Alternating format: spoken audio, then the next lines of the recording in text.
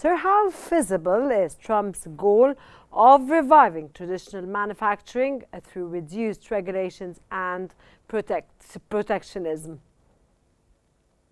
Some of what he is proposing is going to be very popular. For example, deporting certain immigrants that are in the United States illegally.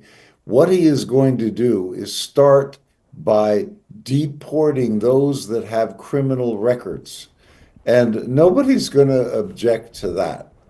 On the other hand, as you've just mentioned, his plan to reduce inflation and make America more affordable, uh, it goes completely against his plan to introduce tariffs of great magnitude because those tariffs are by themselves inflationary. So that part doesn't make as much sense. Sir, what challenges might arise from balancing higher tariffs with maintaining global trade relations? Well, obviously, imposing tariffs broadly on everything we import is not exactly conducive to good trade relations. What it leads to is retaliation by your trade partners. So it's not likely. And interestingly enough, there have been a lot of leaks about the executive orders that Trump is going to impose about 1 hour from now after he is inaugurated. Um, there's very little talk about the tariffs in these leaks of what he is going to do. There's a lot about immigration, there's a lot about other aspects of economic policy that he's going to impose right away. But I think the tariffs are going to be subject to a lot more negotiation than we've been told.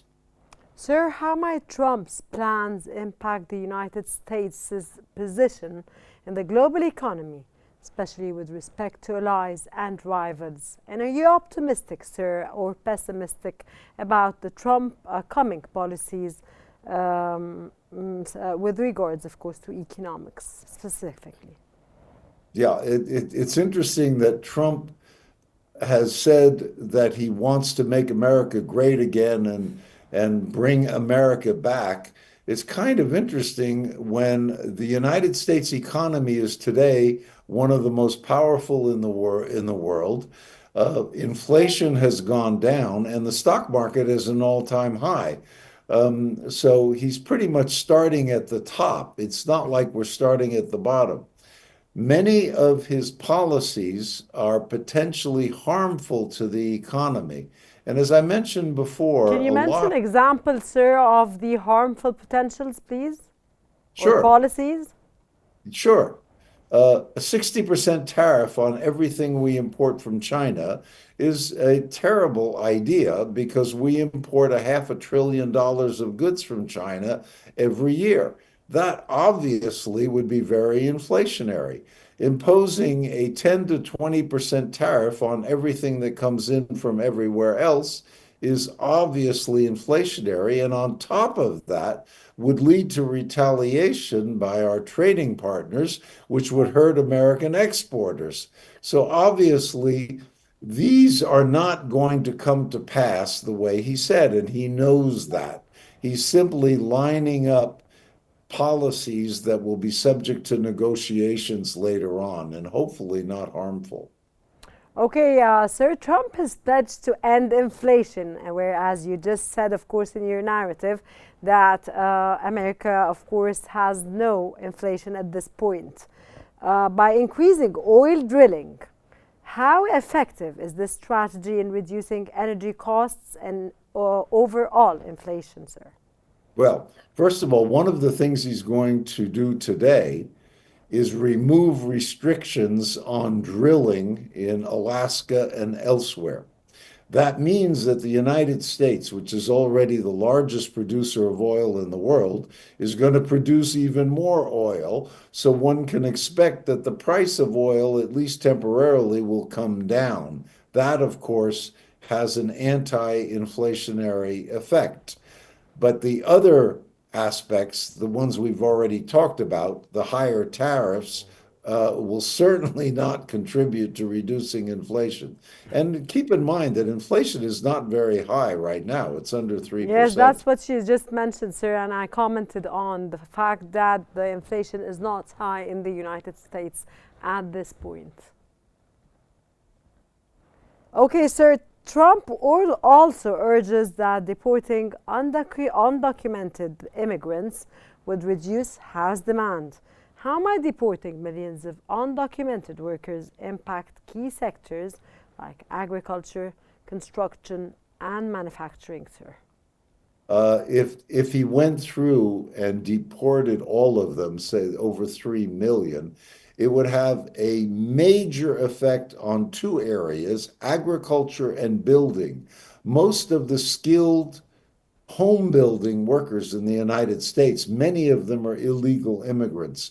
This has already been documented.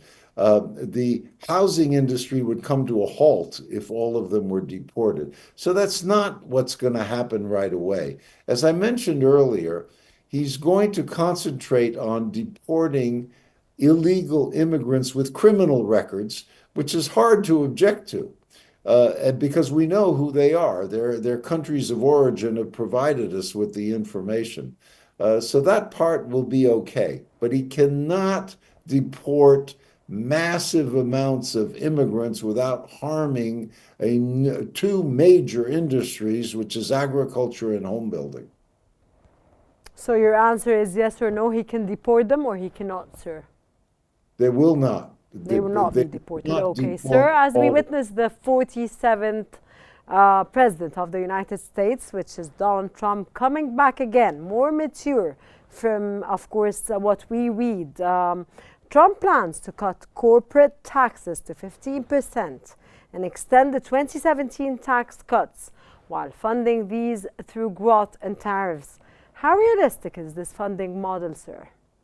Well, you can probably guess that in that leaving the tax cuts alone and not going back up again is going to be popular, obviously. And that is probably a good mood. Yes, it will cost the Treasury some revenue, but it will certainly be very popular. The biggest problem we have on the economic side is the fact that the federal debt is now well over $35 trillion, and servicing that debt is costing over $1 trillion a year. So it is absolutely must come under control. Mr. Peter Tenous, as you, of course, today we witness, of course, historic day in the history of the United States. Are you optimistic, sir, before I wrap up? Yes, I'm optimistic because I think that many of the Trump policies that he was talking about are merely preludes to negotiations, and that we will come out of this okay. It's worth to mention, sir, that he is a person of negotiations. Thank you, Mr. Peter Tenous, for your valuable, informative economic insights, and thank you for joining us here on Pleasure to Q be with News. you.